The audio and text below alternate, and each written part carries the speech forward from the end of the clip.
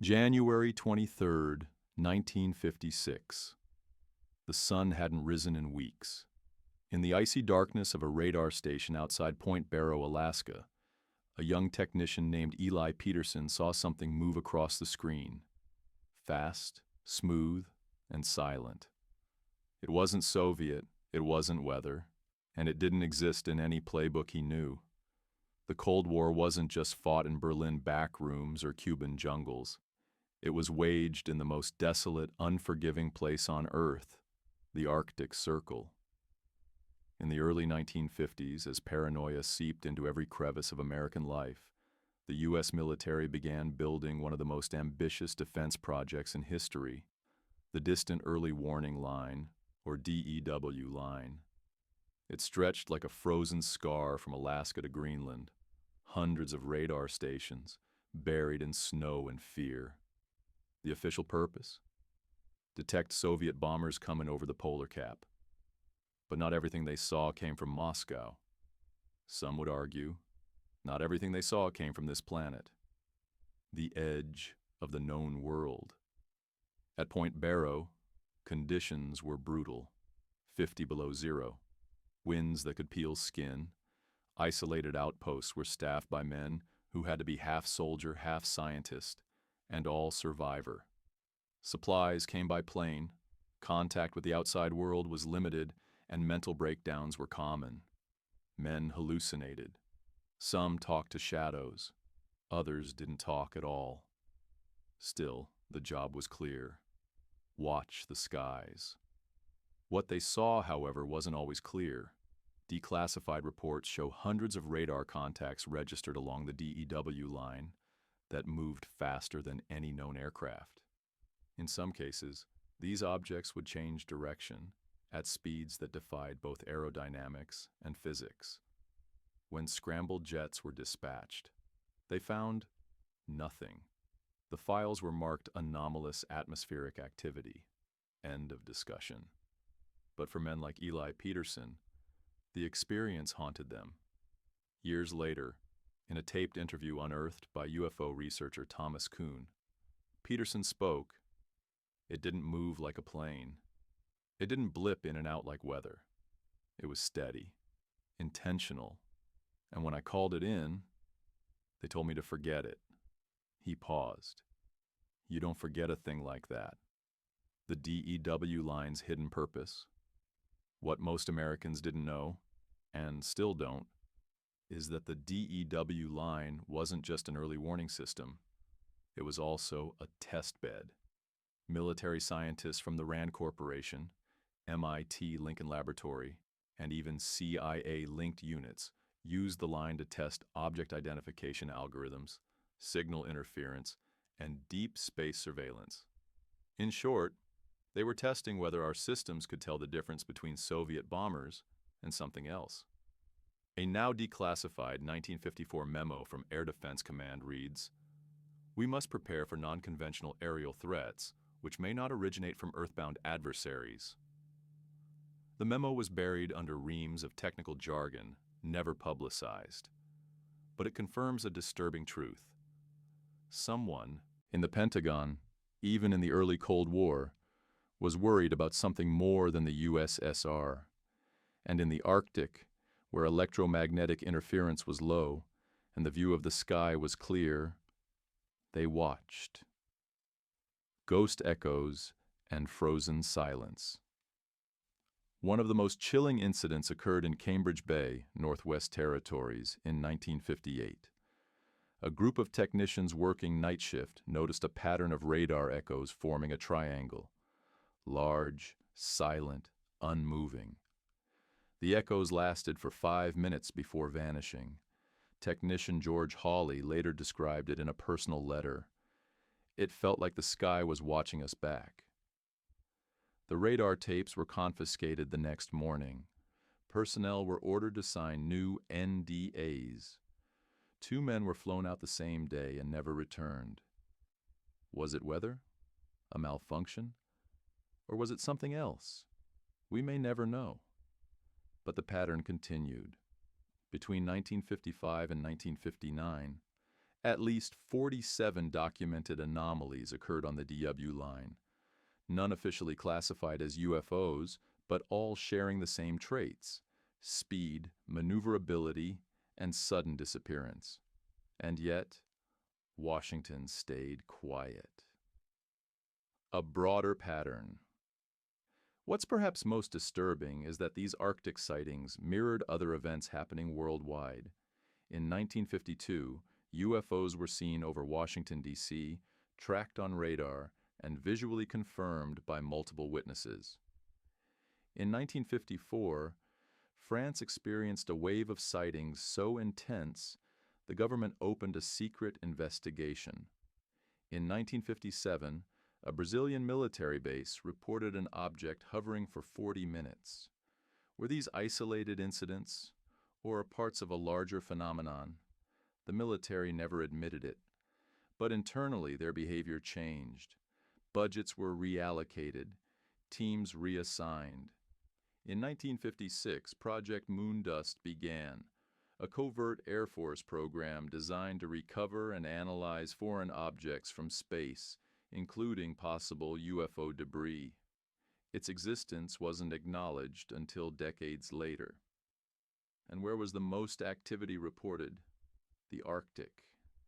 Psychological warfare, or something worse? Skeptics argue that the sightings were psychological operations, tests to see how men would react under pressure. They point to MK Ultra, Operation Mockingbird, and other CIA experiments on mass perception.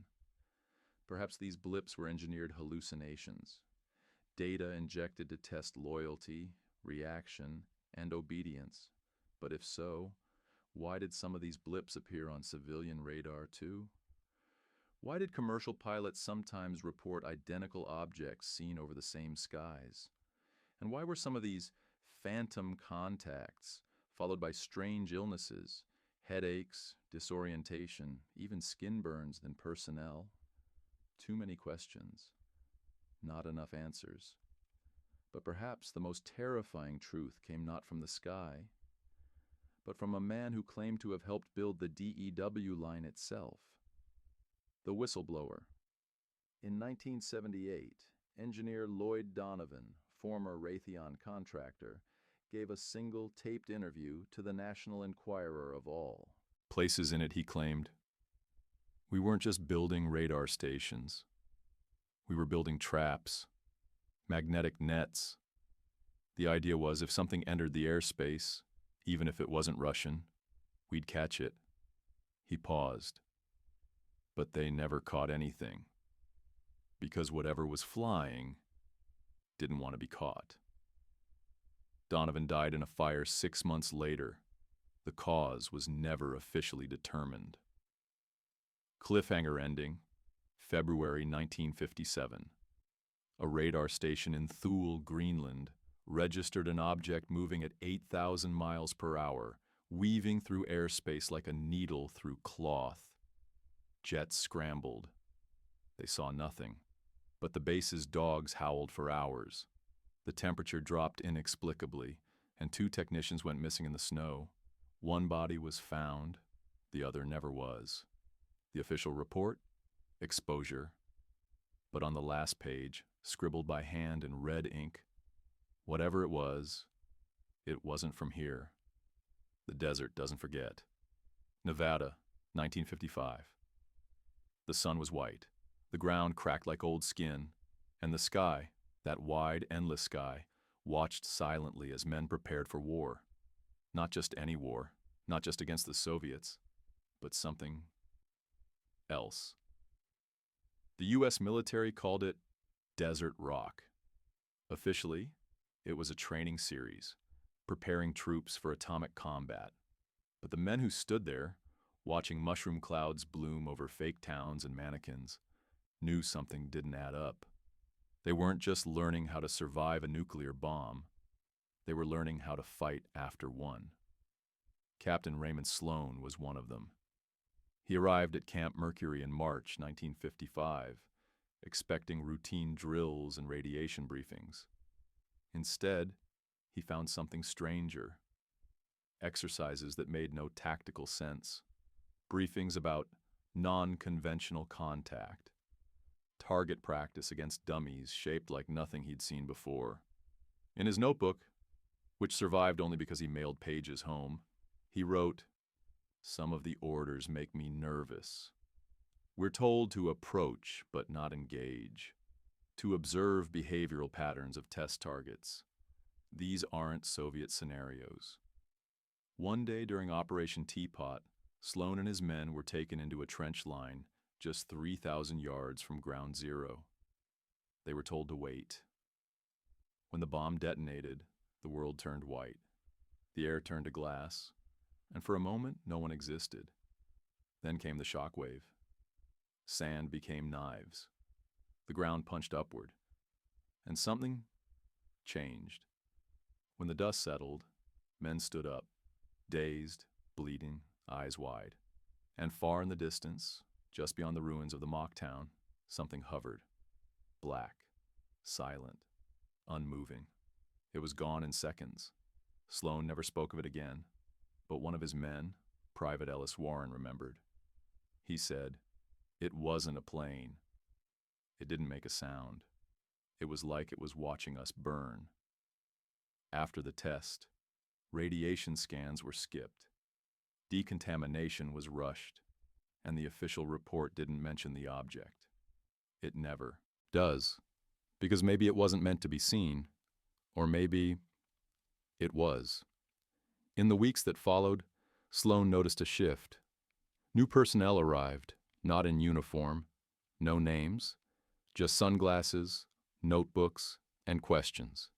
They spoke with officers behind closed doors. They carried documents marked only with a symbol, a triangle within a circle. He asked about it once. The next day, he was reassigned to observation detail. His task? To monitor troop behavior during post-detonation response exercises, when unidentified aerial anomalies were present. Yes, it was part of the drill. Yes, it was scripted. But what no one explained was why these anomalies sometimes showed up before the drill started. They were never on the schedule, and yet they came. In late April, 2 jets from Nellis Air Force Base were ordered to intercept a fast-moving target west of the test range. They lost contact mid-flight. One returned. The other didn't. The pilot, Lieutenant Walker, was never found. No wreckage, no ejection, no explanation. The official report: equipment failure during maneuver. Unofficially, the radar logs showed an object that flew circles around Walker's plane before it vanished. The tape was erased, but not before a technician, Marvin Reyes, made a personal copy. He played it only once, in secret. He said, "It didn't move like a jet. It moved like it already knew where we were looking." In May, Camp Mercury hosted its largest drill yet, Desert Rock 6, hundreds of soldiers, live detonation, real exposure. But this time, the pre-briefing included a chilling line. If visual contact is made with non-standard objects, hold position. Do not fire unless instructed. Await confirmation. Sloan asked what non-standard meant. The instructor smiled. "You'll know." During the explosion, multiple soldiers reported seeing strange streaks in the sky, against the wind, against logic. Some said they saw shapes moving inside the fireball. They were mocked, laughed at, discharged. But their reports were quietly cataloged under a new file system. Not UFO, not hostile aircraft, just unclassified foreign entity, visual only. Weeks later, a new structure was built at the edge of the test range, isolated, windowless, with double fencing. No one entered, no one left. It wasn't on any map. Troops called it the Vault. Rumors said that inside they stored recovered debris. Others claimed it was where they trained psychological units, not to resist torture, but to resist exposure to the unknown. A soldier who stood guard at the vault for 2 weeks later described the silence as too deep. He said, it was like something inside was thinking. In June, Desert Rock ended, but what started there never really stopped. The men went home, some sick, some silent, some not the same. Sloan retired in 1957, moved to Oregon, lived alone. In his last letter, dated July 3rd, he wrote, "We trained for a war that never came. But something did come, something we weren't allowed to name. He died a week later. Stroke, they said. His notebook was never found." Cliff Genger, Zavershinya.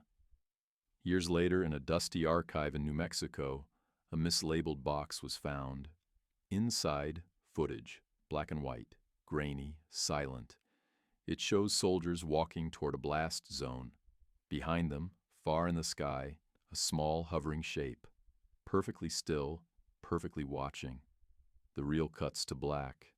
No audio, just a title scratched into the film leader. They were here.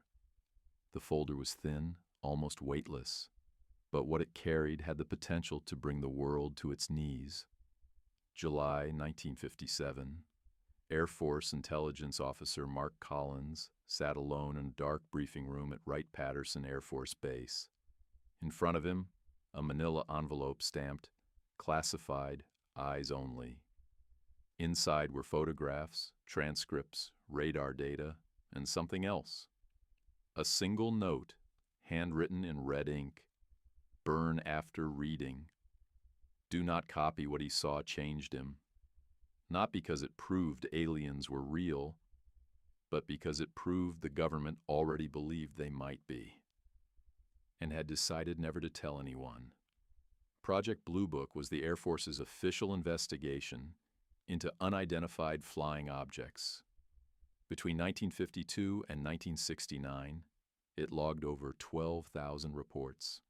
Lights in the sky, silent crafts, encounters too strange to explain. Most were dismissed. Swamp gas, balloons, mass hysteria. But some cases didn't fit, and those were never meant to see daylight.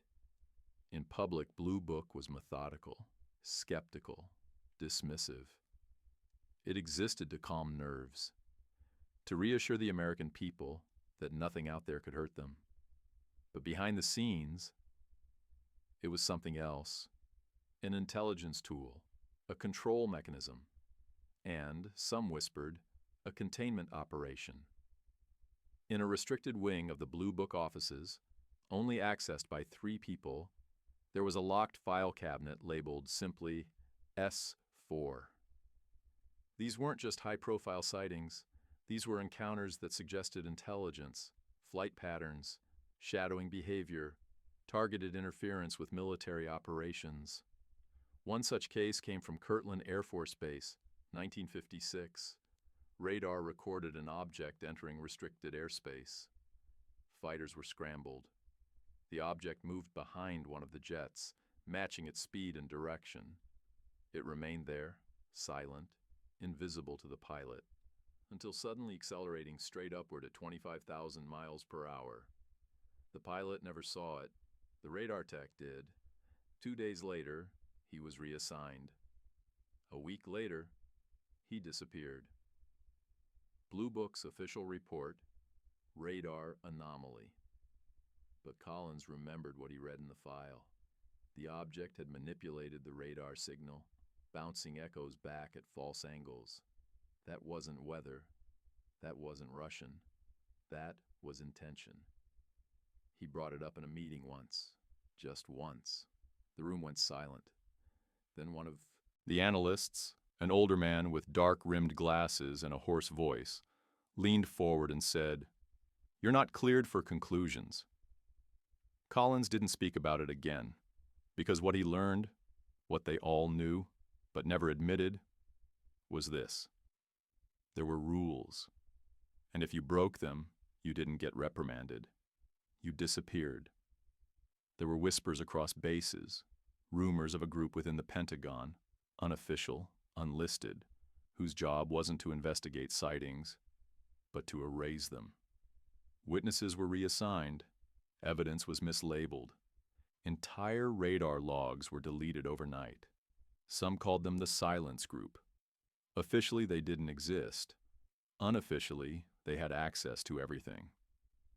In 1958, a civilian air traffic controller in Montana reported multiple fast-moving objects over restricted airspace. He made a recording of the radar sweep and mailed a copy to Project Blue Book. Weeks later, he was visited by two men in dark suits. No names, no credentials. They asked him where the original tape was. He hesitated. One of them smiled and said, "Don't make this harder than it has to be." The next day, his apartment burned down. He survived. The tapes didn't. His name never made it into the Blue Book files, and yet, despite the silence, reports kept coming.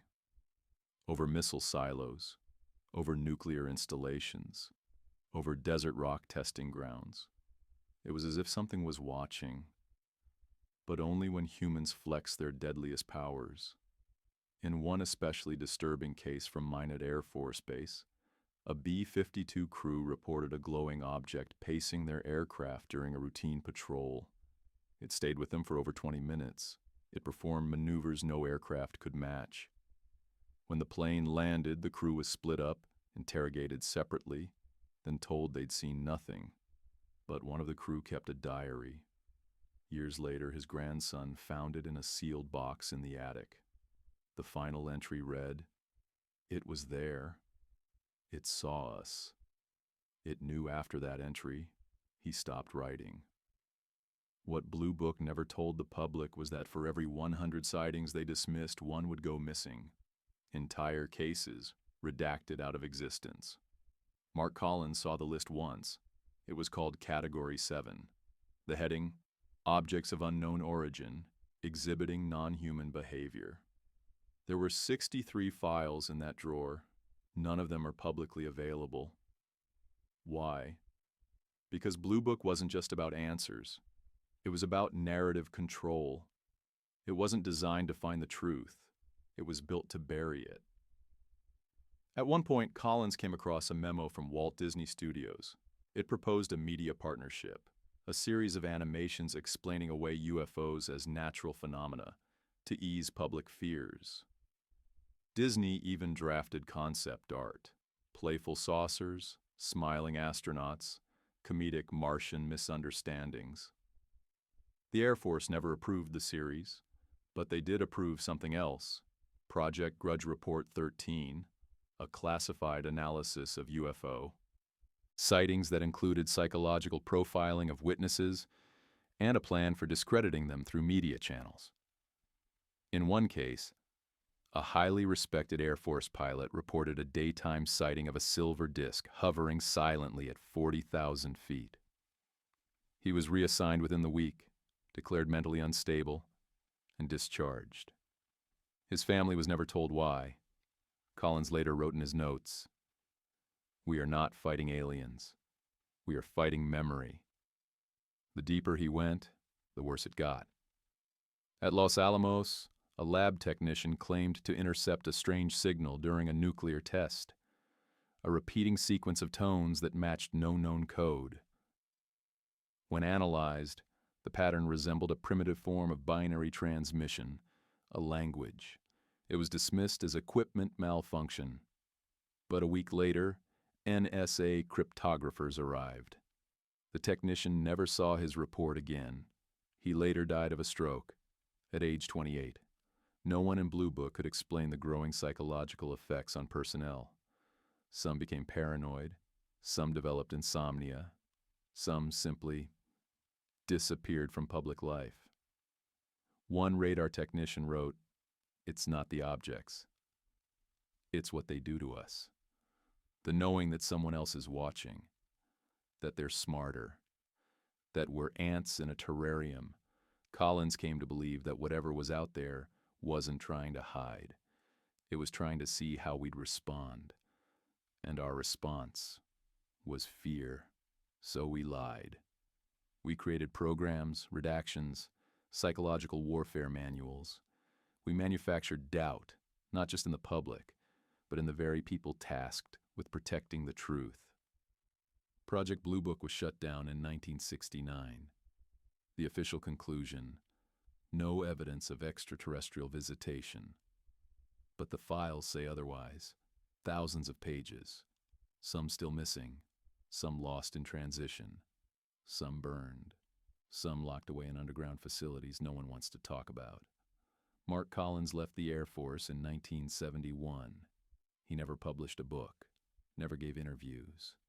But in 1986, a small package arrived at the doorstep of an independent researcher. Inside was a VHS tape, a letter, and a photo. The photo showed a glowing sphere hovering over a DEW line station in 1958. The letter read, "I don't know what they are, but they were here. They watched us. And we watched them back."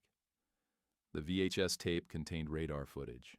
One object, moving faster than anything man made, disappearing, reappearing, toying with the system like it knew how it worked. And then, static. It began without warning. July 19th, 1952. A warm night in Washington, D.C. Humid. Still. The air smelled like thunderstorms and cigarette ash. At 11:40 p.m., something strange appeared on radar at Washington National Airport.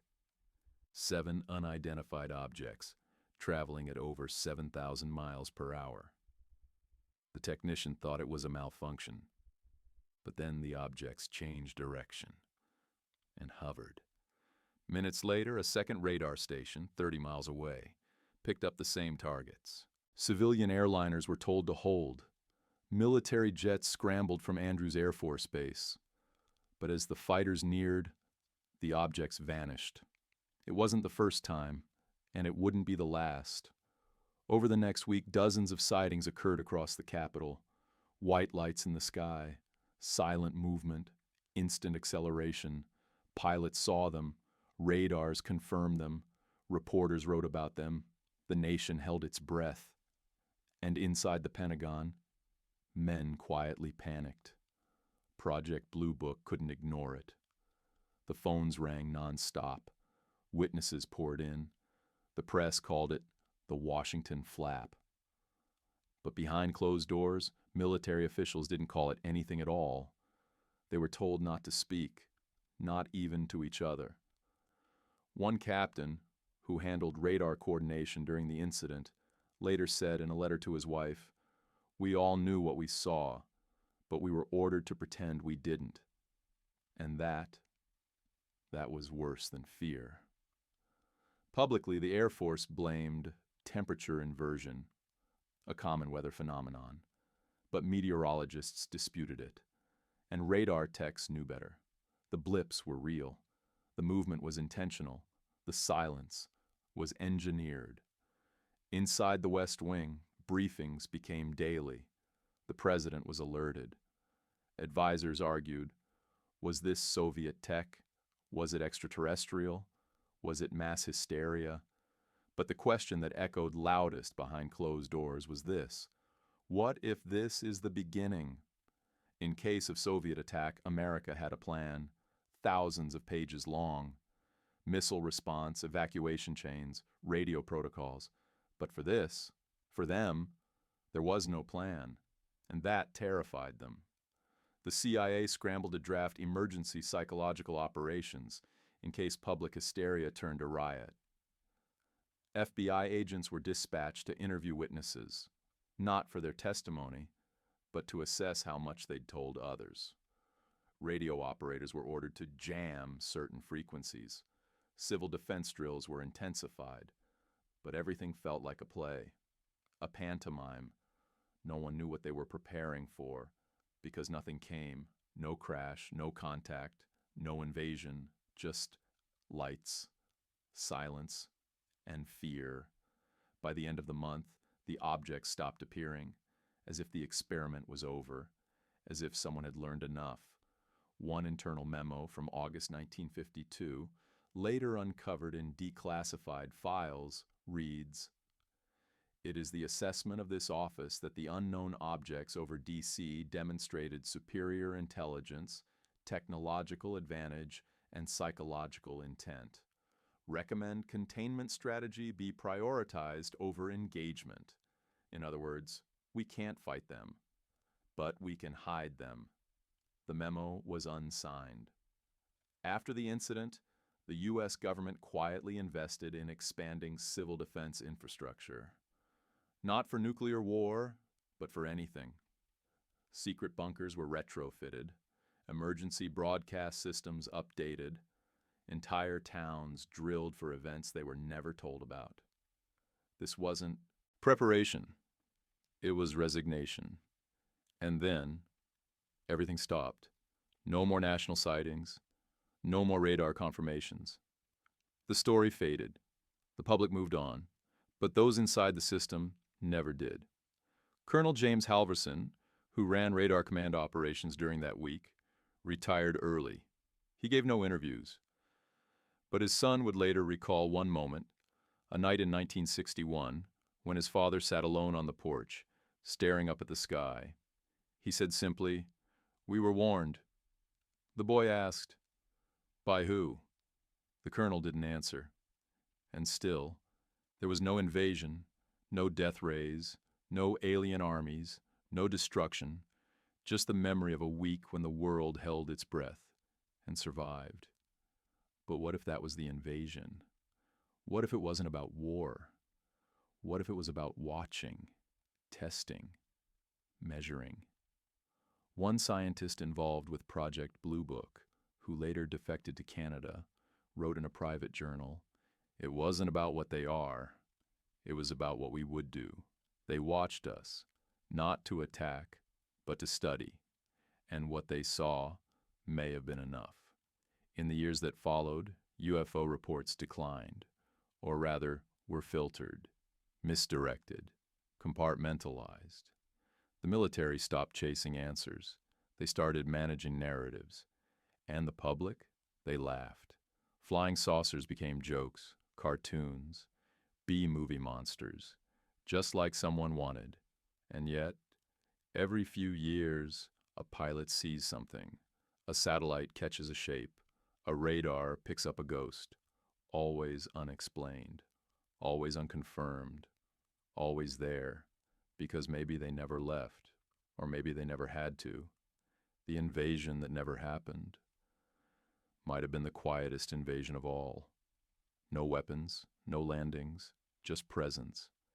A reminder that we're not alone, and that someone, somewhere, is watching how we behave when we think we're alone. Because sometimes, the scariest part isn't the attack, it's the waiting. We didn't prepare for Martians, we prepared for fear. And in doing so, we revealed who we are.